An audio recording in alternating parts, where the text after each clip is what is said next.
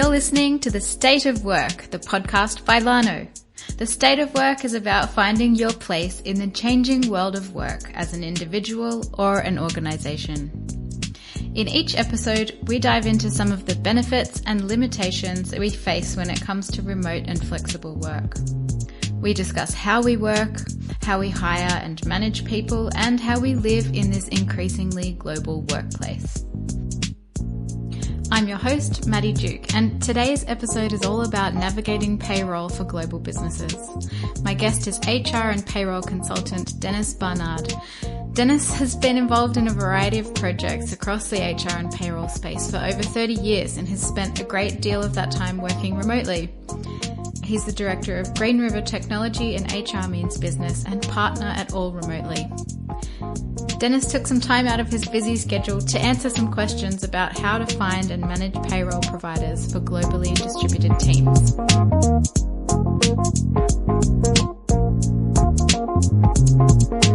Welcome, Denis, and thanks for joining me on The State of Work today. Thank you very much, Maddie. Great to be here. Awesome. It's great to have you. Where are you joining us from today? Today I'm speaking from Bogota in Colombia, where it's kind of chilly, 14 degrees, and it's, early in the morning. You were telling me earlier off air that you are growing mangoes and bananas. Yep. Yeah, I've got a house about 30, 40 miles south of the capital, and there I grow bananas and coffee and mangoes and whatever Amazing. You want. Any of those tropical fruits. Great fun. Certainly miss fresh, flavourful mangoes Yes. since I moved to Berlin. Yeah. We're really pleased to have you on the podcast today as someone with over 30 years of experience in HR and payroll software. Before we get into some of my questions, I wanted to ask, could you tell me a bit about your background in general? Sure.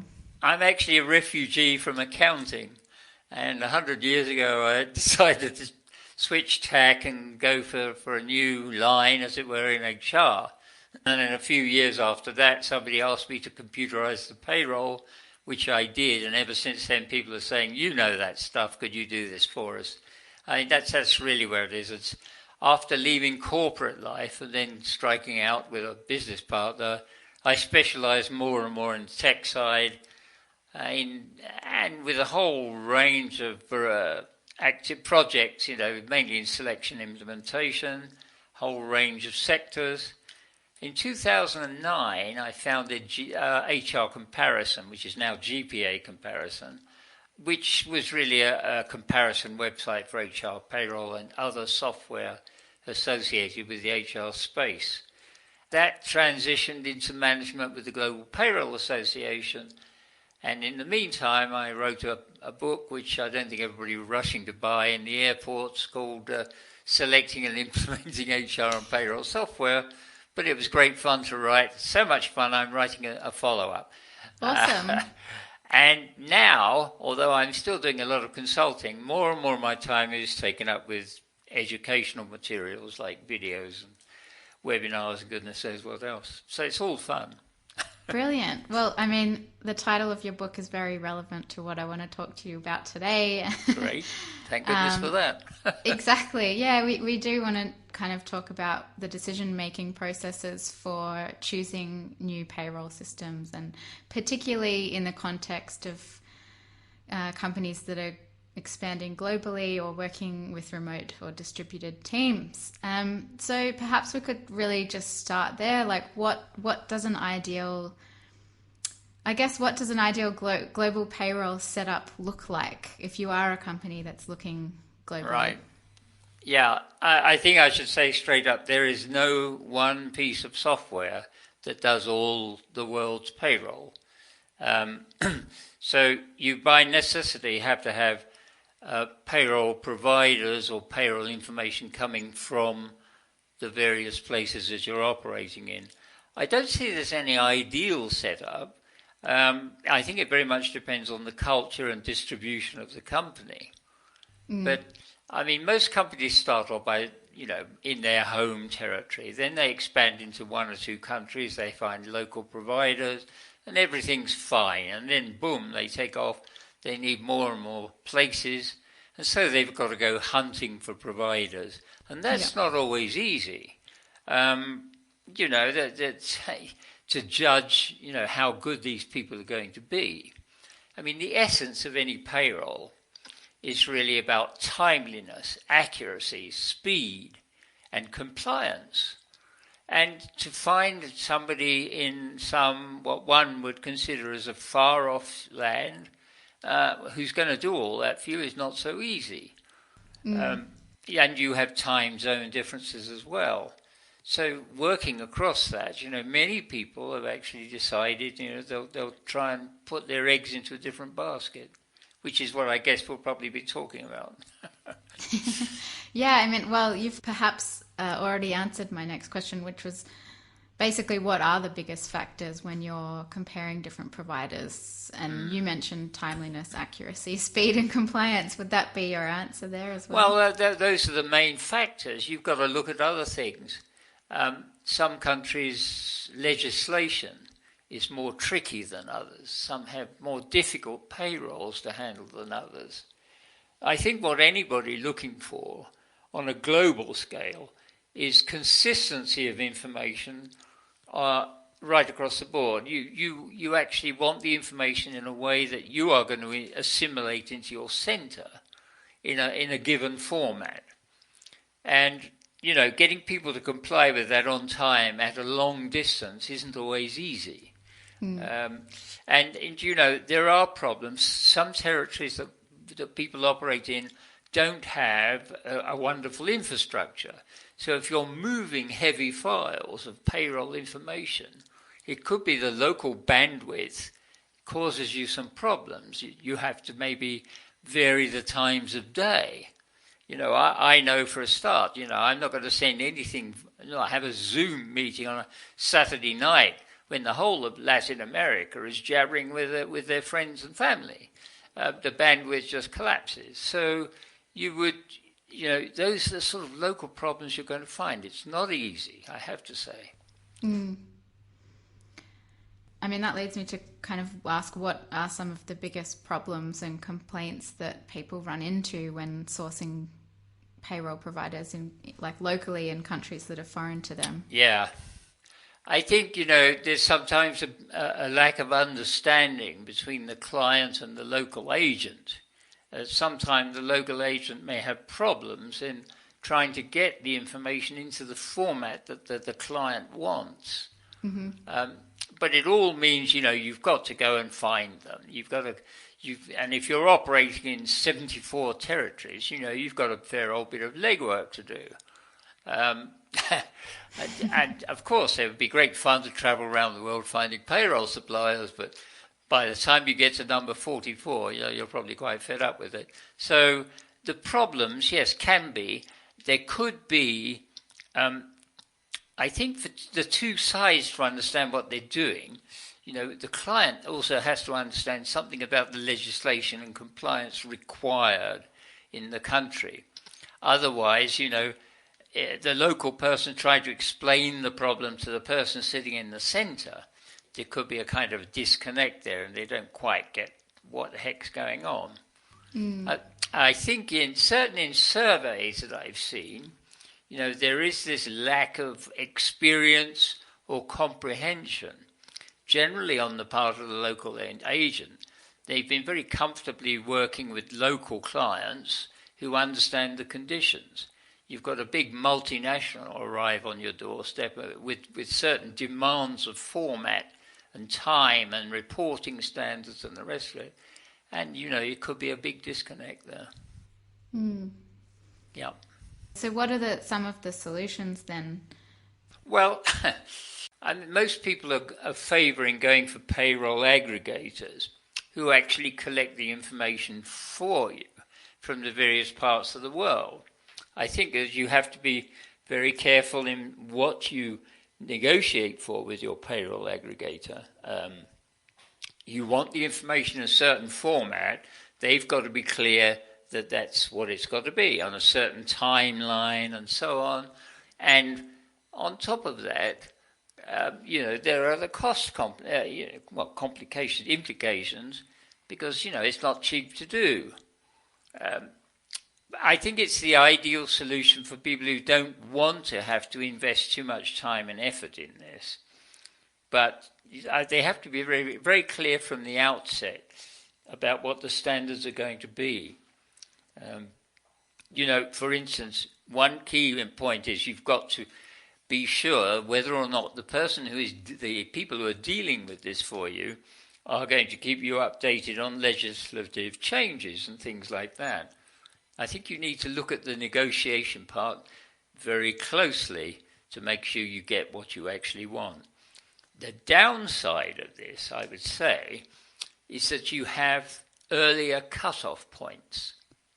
So if you were running a payroll for August, it could be your provider, in order to give themselves plenty of time, who are actually going to say, well, you'll have to close the August payroll on the 16th of August, which means it doesn't mean much in terms of regular salary payments, but what it does mean is if there's any overtime, extra payments to be made, the second half of the month, they're not going to appear. And when they don't appear, you get a whole raft of queries coming in from the staff saying, hey, my overtime. And so that is one danger that one has to watch out for when you hand off that operation to a third party. Do you think that there's a certain time or business model where it makes sense to hand this over to like a third party to organize for you, or whether, at what point do you do that? I think it depends on the resources that you've got. Nobody likes deploying too many resources. As a standard sort of medium-sized company, I would say if you start operating in more than 5 or 8 territories, I think you've got to do it. You've got a relationship to maintain. If you're maintaining a relationship with even more than 5, it becomes an issue. It's time-consuming, but it's very necessary. You can't just let them, switch off the radio and let them work in silence out there. You've got to be managing that relationship. So very much depending on your resources. I would say if you've got more than 5, you've got to start looking at a sole vendor or a couple of vendors. Yeah. Otherwise, you're going to be in a morass of relationship management. And using a vendor, just to kind of clarify, using a vendor that works with multiple providers is sort of also what you were referring to before when you mentioned an aggregator. Is that right? Yeah. Yeah, different format. It's done in different ways.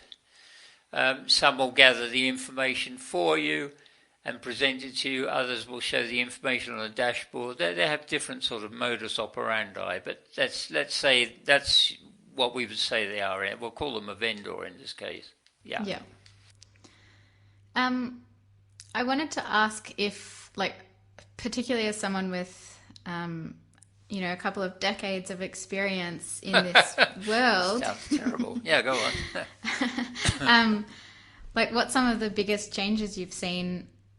I mean, not just over that time, but also I'd like to hear about the last couple of years. What sort of things you've seen change in the way that people compare different providers, or some of the trends or the role of automation? Yeah, I think one of the biggest change I suppose we've seen over the last 5 to 10 years is the movement towards cloud. And I think in this, if you're thinking of operating in more than one territory, then cloud's got to be there. Not only is it well, it just has so many advantages. You don't need stuff sitting on your own servers and so on. I just think it's so much easier, and I think that's been a big change. There's still a long way to go. You'd be quite surprised. I wouldn't be surprised if there were more than still 20 or 30% of people still not on the cloud. And some of that is due to concerns about security, which I think if the Bank of England can use stuff in the cloud, then I think most certainly you and I can do that. Other facets are we're standing on the dawn. We should already be across the threshold, but we're standing on the door at the dawn of more automation. And again, there's still a lot of work to be done in this arena. Automation will take a lot of the drudgery out of the routine machinations of payroll, and also be less prone to making errors. Also, automation actually helps you if you've got to move stuff between systems. If you've got a legacy system that's really horrible, but nobody's got the will to change it, automation will actually pull information out of that legacy system and present it to another one. So you can actually get a bit more life span out of that old application, even though it's horrible to use. So we've got automation, and that I think we'll see over the course of the 2020s. We'll start to slice away at routine payroll and HR operations as well. Then we have artificial intelligence coming in, and I think I'm not sure that the world of HR and payroll is really sure about what it can do. But I think it's going to come. AI will, if you like, let's just try and put a context to it. AI, I believe, will be like a regulator in the system. If you've got AI set up right, it will tell you if somebody's taken too much holiday. It will tell you if you're not paying minimum wage to this particular band of workers. It will also tell you, once it's set up, and I've spent a lot of time working with some colleagues in the industry, it will also tell you if you've got a bias, a gender pay gap, or a other pay gap. It could be ethnicity, it could be age, and whatever. It will detect and tell you about bias. So AI, you could almost liken to not quite a policeman, but it's an alert system.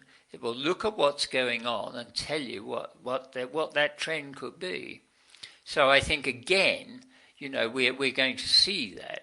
It could be you set flags in the system to say, hang on a minute, this person's done 84 hours of overtime this month. That's got to be wrong. Not wrong, they've done it, but I think from a health and safety point of view. And so, those things, I think, the cloud, AI, and RPA automation are the three big factors looming. And, of course, we are now global, most of us. So the big move now is to operate globally. And, in spite of what's happened with Brexit and the rest of it, we'll still have to, the UK will still have to trade with the rest of the world. And the tendency is to move out globally. We can now more easily sell our products abroad. So that's probably the backdrop to all these innovations. Simplify your global payroll with Lano. Use Lano's payroll partners or bring your own for consolidated end-to-end payroll.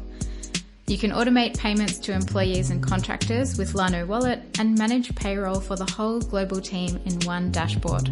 Find out more at lano.io. What do you think that, maybe coming back to, there's a couple of things.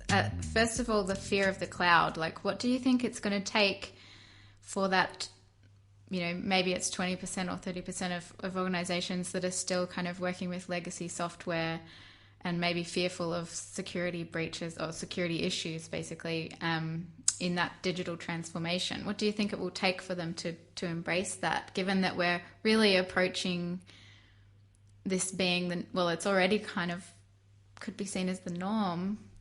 Yes, it is. Cloud is, but I can tell you over the last 16 years, every HR software that I put on my list, and I have 100% record that everything on my short list has always been selected. Nobody has ever opted for anything other than the cloud.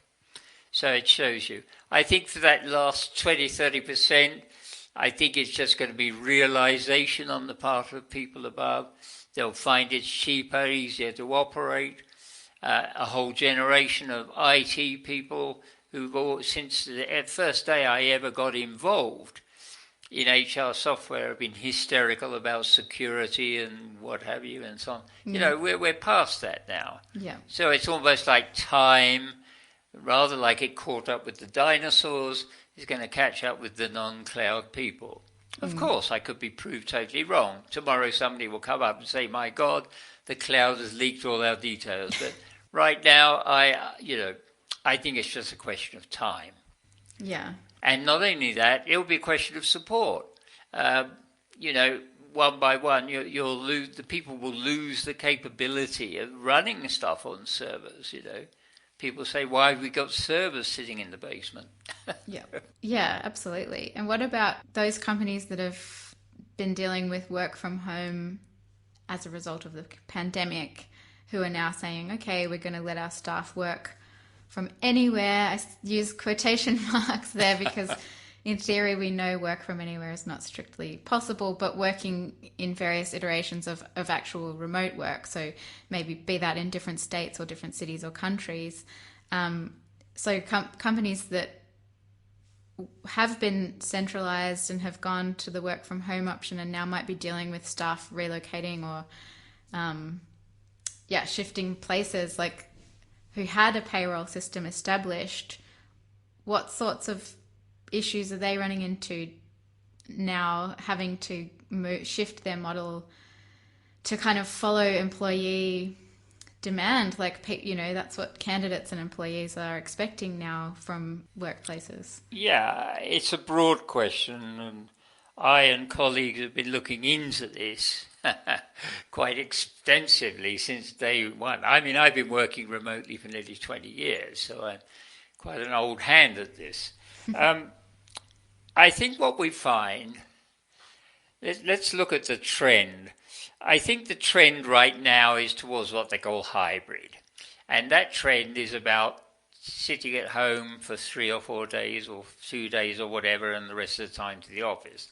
I don't see that as a long-term solution. The hybrid model is actually more expensive for an organization for a number of reasons. What I believe also is that we won't, with the work from anywhere, I think as one of my colleagues has already completely debunked the myth.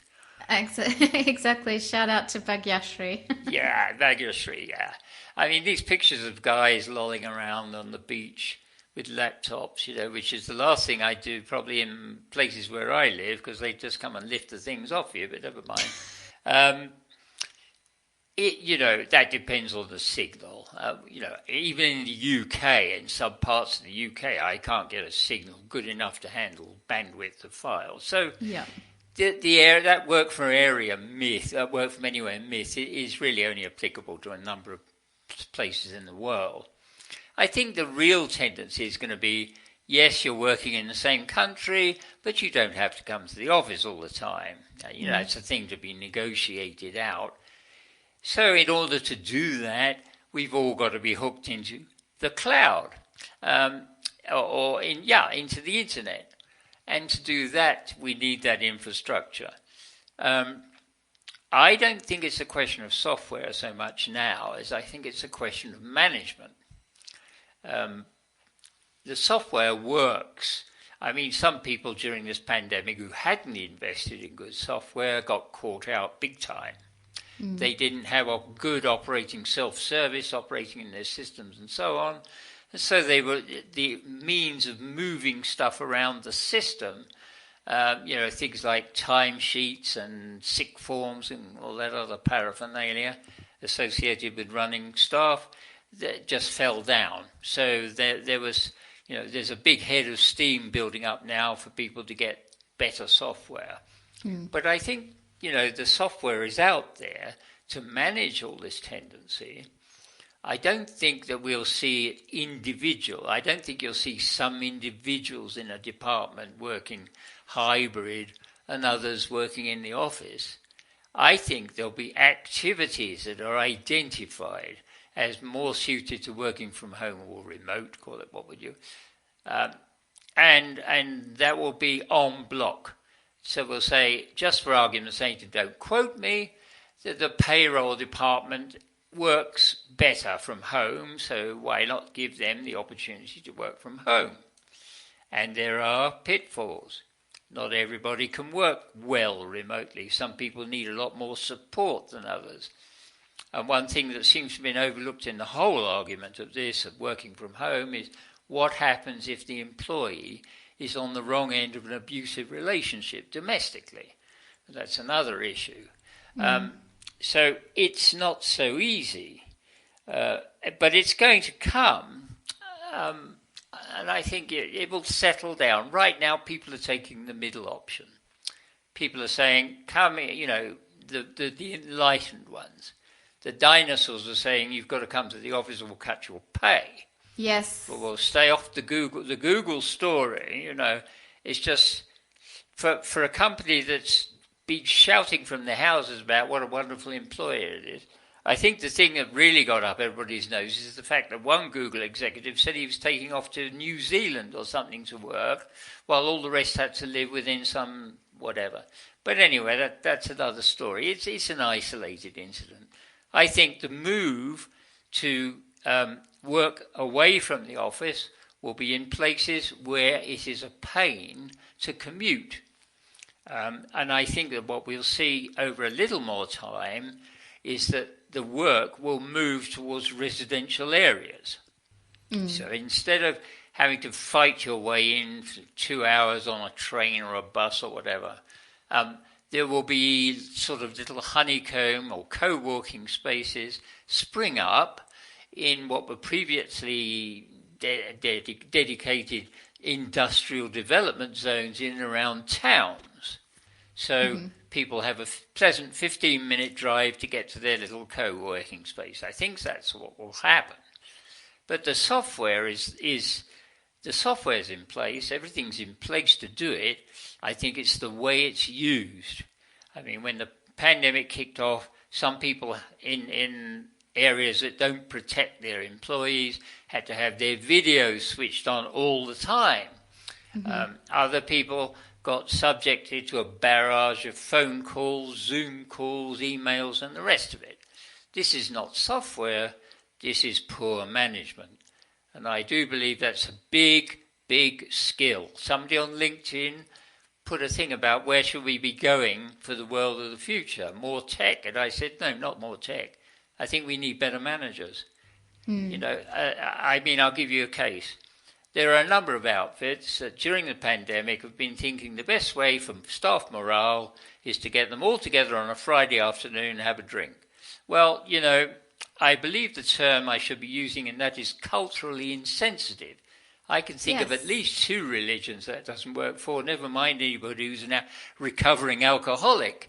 Yeah. So that's just really poor management. And that's where I think our next thrust should be in this arena. I think the software is there, the infrastructure is there as well. Yeah, and for sure, I think there is definitely a trend of, like, as you mentioned, bringing Friday night drinks in and thinking that that's going to engage everyone, but it just doesn't.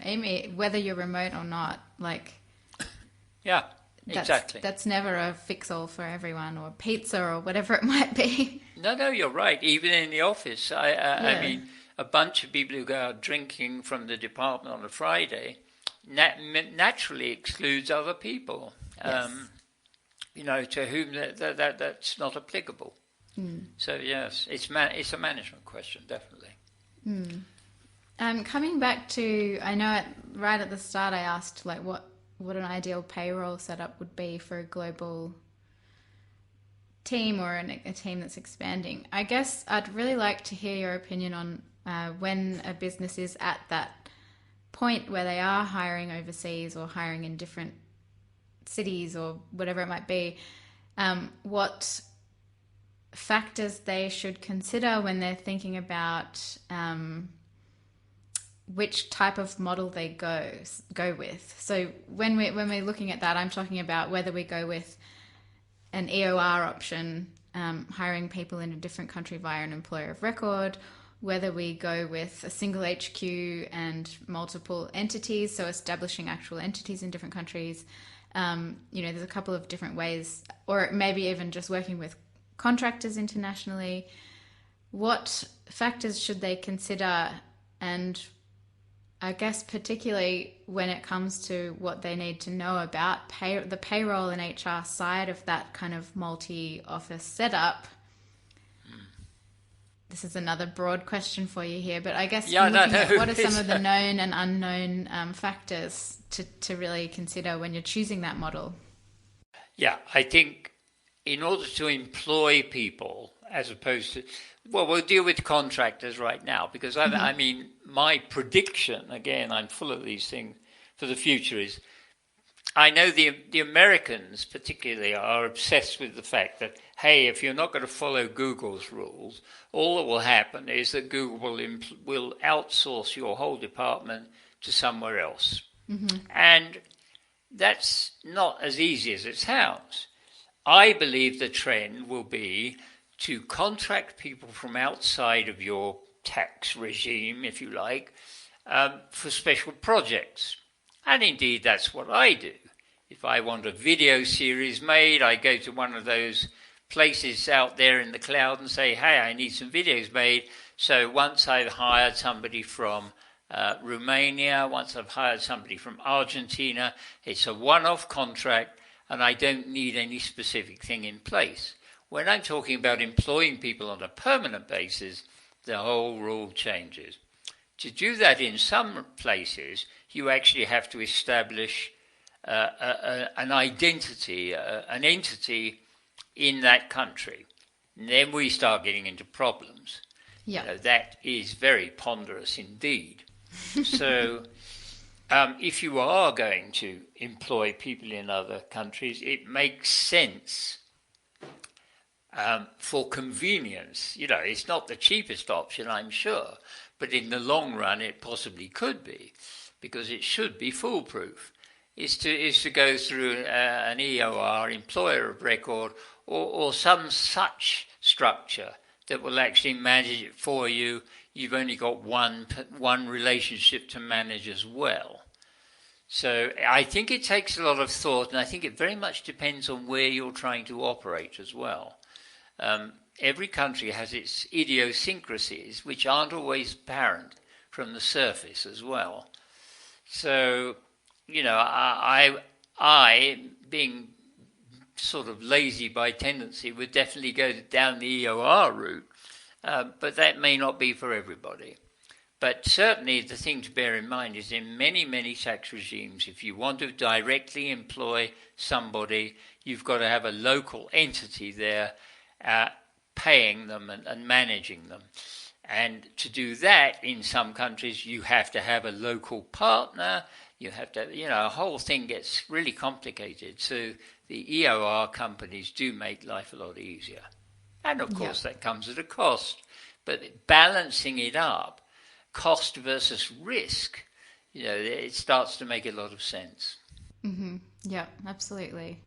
And what about when you're, for example, actually, let's maybe look at the United States as an example of finding payroll providers in a country where payment regulations can differ from state to state. So it's not just a federal system that you're looking at, but like localized. Does that mean finding a payroll provider in each state that you're hiring someone in, or are there ones that cover the whole region? Yeah.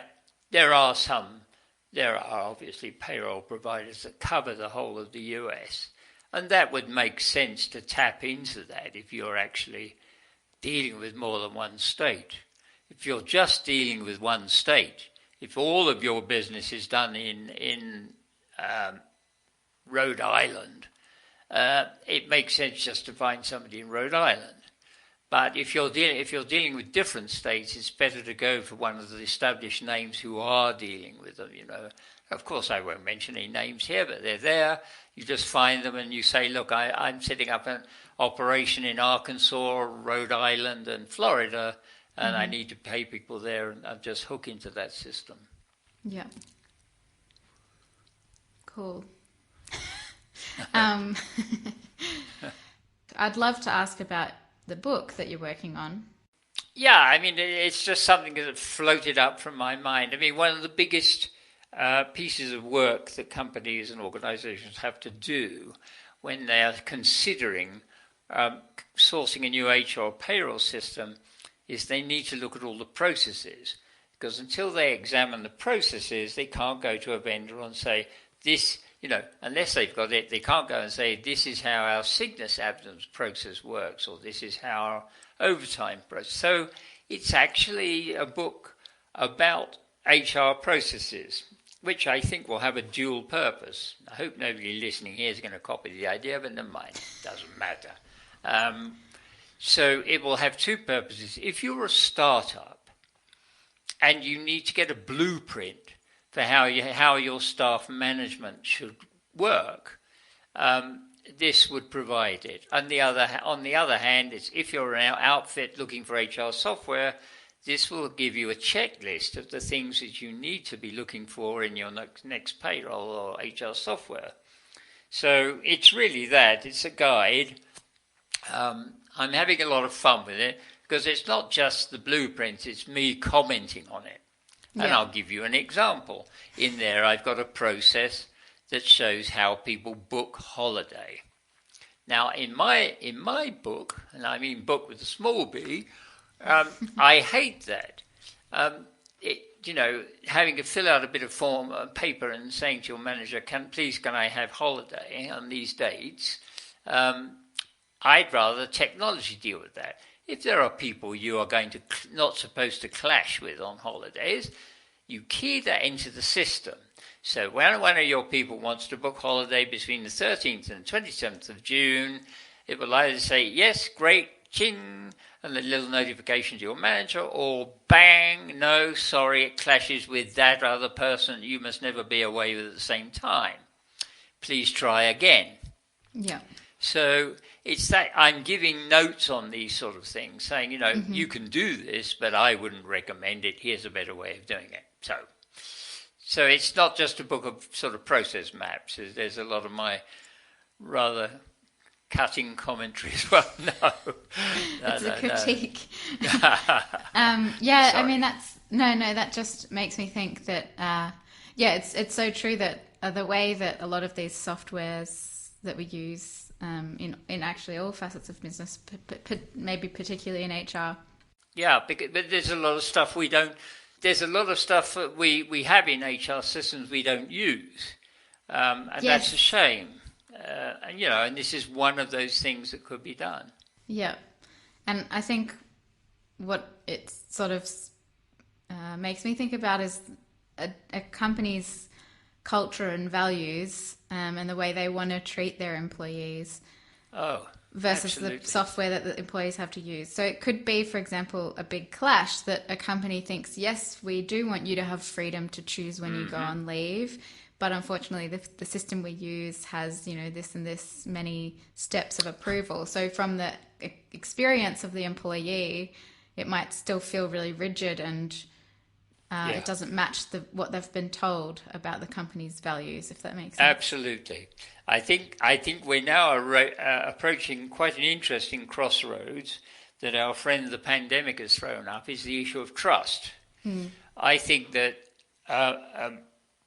we're now having to display greater levels of trust with people, and I think that's a good thing. I think that that trust could be validated by what our systems tell us is actually happening. And obviously there's a rearguard action by people who want to have all those people sitting in the office where they can see them, because if, I can't remember if it was the guy of JP Morgan or Goldman Sachs said that people who are working from home are not motivated or something terrible like that. I mean, 20 years of me lying around at home, I guess. I think that era is closing. Yes. I think whether we like it or not, or whether they like it or not, I've always believed in trust. These managers, these directors got to get their heads around the fact we are in a different era. Yeah. And trust is all important. Absolutely. We will have machinery systems that tell us that people are doing well or not doing well. We'll see their performance in real time. We'll see if we have AI will help us find out if they're really engaged in what they're doing, and we can do something about it. It's about trust and supporting that trust. It's a new era and a very exciting one. And I think if you've got a manager or company leader who doesn't trust you, you're probably not very motivated. It sort of goes in a cycle, I think. And you're in the wrong job. Yeah. I over my career I've heard a number of things that people say, well, I can't really trust them to do that. I said, well, get rid of them and get people you can trust. But the point is they will never. And they might do it. It's like, I feel like it kind of goes hand in hand. If you feel that from above that you're not trusted to do something, then you're not really feeling empowered to do it. Like, I absolutely agree. If you tell people you don't trust them, they'll verify your opinion. Whereas if you hand someone some trust, they've got a responsibility, and they're probably more likely to feel motivated to fulfill it. I think if you hand them that trust, you've got to explain what it is you're trying to do. Well, that too. I think, what is it? What is the problem we're trying to solve? What is your opinion on how we can solve that problem? That's your opinion. Great. I mean, that revolves around things like job descriptions. I know it's a slight sidetrack, but many job descriptions are about 6 pages long. They tell you everything that has to be done and the way it has to be done. I don't believe in that, because where is the individualism? Where is the new inspiration coming from? If you stay with the same blueprint forever in the same way, nothing ever changes. So if let's say I was hiring a payroll manager, I would say, here is the job description. I want you and your department to pay everybody on time, within budget, and compliantly. And how you do it is up to you. Now, how much easier life is, isn't it? Mm. But companies, as organisms, don't trust people. They say, you have to do this, you have to do that in a certain way on green paper. I mean, it's ridiculous, isn't it? Yeah. I'd love to see if we come back to that example of a payroll manager who's been told, this is our goal. Mm. We want to pay everyone on time, compliantly. Yeah. Where should they start? They'll know what to do if you've hired the right person. Yes, okay. Maybe I should rephrase the question.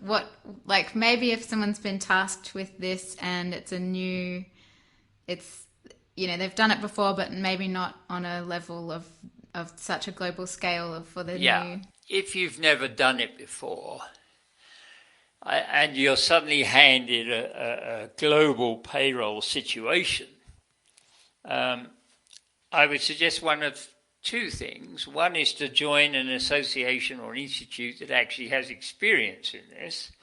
And the second is to actually talk to people who are organizations that are actually doing it. And say, look, this is what I've got. I've got 15 countries here. I've got 400 employees scattered around. And I need to do this and this and this.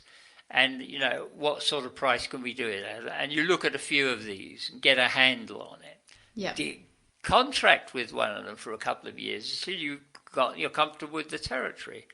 But also talk to peers who are doing it in some of these associations. So that's the only way you're going to find out, is actually to get somebody else to do a lot of it for you in the first place. It's something you wouldn't be hired to do that. You wouldn't move from from a UK payroll for 100 people to a global payroll of 10,000 people. You probably wouldn't get hired. But if your company acquired an outfit that had this set up, then yes, you've got to get the experience. And the only way to do that is talk to people who are doing it. Awesome. And maybe they could reach out to you. Well, I was going to say that, but I hate publicising my services, yes. Well, for anyone that does want to get in touch, we'll make sure that your details are on our episode landing page. Very kind. Thank you very much. That's all right. All right. Well, I think that's pretty much we're definitely over time. So okay. Basically all we've got time for. But thanks so much for joining me today, Denis, and sharing all your insights and knowledge. Thank you. It's been fun here, and it's one of those, it's that kind of topic you could talk on and on for, but great fun. For sure, fun. Especially when you're such an expert with so much experience. So, yeah, thank you very much. Thank you. State of Work is available wherever you listen to podcasts. You can also find us on Instagram or Twitter by searching for The State of Work. For more information about today's topic and links to further reading, check out our show notes at podcast.lano.io. Thanks for listening and see you next time on The State of Work.